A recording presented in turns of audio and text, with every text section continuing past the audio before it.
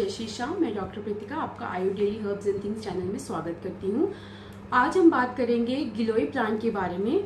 गिलोय जो है एक बेल रूप में ही होता है, लेकिन इसको पहले तो ये पुराने टाइम में जंगल झाड़ियों में ही मिलता था, लेकिन आजकल इसके औषधीय गुण जानने की वजह से लोग इसके बारे में बहुत जागरूक हो रहे हैं और लोग अपने घरों में इसको लगाने लगे हैं और सजावट के रूप में भी इसको बहुत ही इस्तेमाल करने लगे हैं। तो इसके बारे में औषधीय गुण और इसके क्या बेनिफिट्स हैं, इसको कैसे लेना चाहिए, तो ये सब कुछ आज हम इस वीडियो में जानेंगे। तो उससे पहले आप इस चैनल को सब्सक्राइब कर लीजिए और इस वीडियो को भी लाइक कर दीजिए। इसके बाद गिलोय के क्या बेनिफिट्स हैं। सबसे पहले तो गिलोय के अगर गुण देखे जाएं तो गिलोय जो है रस में कटु तिक्त कषाय होता है और ये त्रिदोष घन माना गया है। आयुर्वेद में ऐसी बहुत कम औषधियां हैं जो वात पित्त कफ तीनों को कम करती हैं, तीनों का शमन करती हैं। तो जो ये गिलोय है इसमें से एक है। गिलोय को गुडुचि अमृता भी बोला जाता है। आयुर्वेद में इसको रसायन और अमृत माना गया है क्योंकि ये वात पित्त कफ तीनों को तो कम करती ही है। इसके औषधीय गुण इतने ज्यादा है कि ये एंटीऑक्सीडेंट के रूप में भी आयुर्वेद में यूज की जाती है। तो इसको लेने के जो हैं कई तरीके हैं। आप इसको स्वरस के रूप में, यानी इसका जूस हो गया, चूरन हो गया, सत्व हो गया, इस रूप में इसको यूज कर सकते हैं। जो गिलोय का डंठल होता है उसके भी बहुत बेनिफिट्स रहते हैं, उसको भी बहुत ही औषधियों में यूज किया जाता है। इसके बाद गिलोय को जो है इसमें एक टाइनोस्पोरिन नाम का ऐसा रासायनिक तत्व पाया जाता है जिसकी वजह से इसका जो लैटिन नेम है वो टाइनोस्पोरा कार्डिफोलिया बन जाता है, क्योंकि इसके जो लीव्स होते हैं, जो इसके पत्ते होते हैं वो हार्ट शेप के होते हैं और पान के पत्ते की तरह होते हैं। बहुत से लोग इसको पहचानने में कंफ्यूजन कर देते हैं, लेकिन ये गहरा हरे रंग का होता है इसका पत्ता और हार्ट शेप का होता है, इसलिए जो इसकी पहचान थोड़ी लोगों को मुश्किल हो जाती है, लेकिन ये बहुत ही महत्वपूर्ण पौधा है। इसके बाद अगर हम देखें कि इसके क्या गुण है और इसको कैसे लेना चाहिए, तो गिलोय के सबसे पहले जो बेनिफिट्स देखे गए हैं वो देखे गए हैं डेंगू में।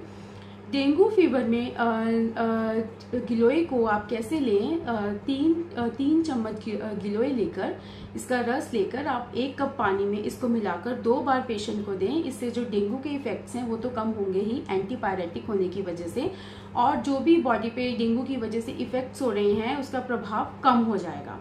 इसके बाद देखा गया है कि फीवर में कैसा मर्जी फीवर हो, मलेरिया हो, स्वाइन फ्लू हो, इसमें आप पेशेंट को गिलोय घन वटी 2 गोलियां दिन में 2 बार दें और इससे जो है उसको बहुत ही रिलीफ तो मिलेगा ही, साथ में एंटीऑक्सीडेंट्स होने की वजह से, एंटीपायरेटिक होने की वजह से बुखार का जो इफेक्ट है बहुत ही कम हो जाएगा। इसके बाद इसका जो अच्छा बेनिफिट देखा गया है वो त्वचा रोगों में बहुत अच्छा बेनिफिट देखा गया है, जैसे अर्ट्रिक एरिया जो छपाकी हो जाती है, लाल लाल चकत्ते हो जाते हैं या फिर कील मुहासे रहते हैं किसी को, तो इसका पेस्ट बनाकर अच्छी तरह से आप उस पे चकत्तों पे लगा सकते हैं, अप्लाई कर सकते हैं। इससे बहुत ही आराम मिलता है और बहुत ही अच्छे इफेक्ट्स भी देखे गए हैं इसके बाद जो इसका जो इफेक्ट मिलता है वो डायबिटिक पेशेंट्स में ये इंसुलिन रेजिस्टेंस को कम करता है, ब्लड शुगर लेवल को लो करता है। जो डायबिटिक पेशेंट है वो इसको जूस की फॉर्म में ले सकते हैं या फिर चूरन में। अगर जूस ले रहे हैं तो सुबह खाली पेट 10 से 15 ml आप पानी के साथ लें, और अगर चूरन ले रहे हैं तो आधा से 1 चम्मच खाना खाने के बाद लें। लेकिन डायबिटिक पेशेंट्स अपने डॉक्टर की सलाह से ही लें, क्योंकि कुछ मेडिसिन के साथ इसकी प्रतिक्रिया होती है, इसलिए वो अपने डॉक्टर के परामर्श से ही या फिर किसी आयुर्वेद कंसल्टेंट से कंसल्ट कर ही आप इसको ले सकते हैं।